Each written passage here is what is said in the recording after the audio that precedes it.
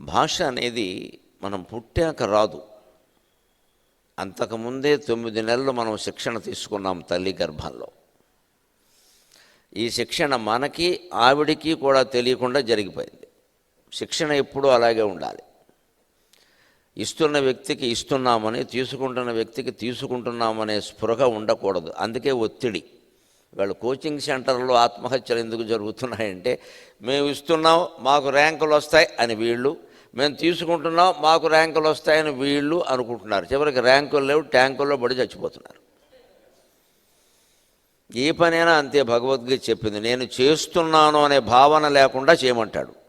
I'm not doing, it's going on, అంతే. అది జరుగుతోంది, నేనేం చేయడం లేదు.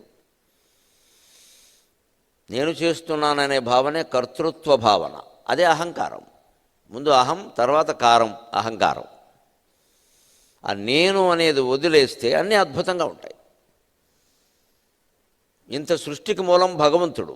మనందరికీ ఆ విశ్వాసం ఉంది. కానీ ఆయన ఎప్పుడు నేను చేశానని చెప్పలేదు, నేను చేస్తున్నానని చెప్పలేదు. సృష్టికి మూలమైన భగవంతుడికి లేని అహంకారం మనకెందుకు ఉంటుందండి? ఆశ్చర్యం.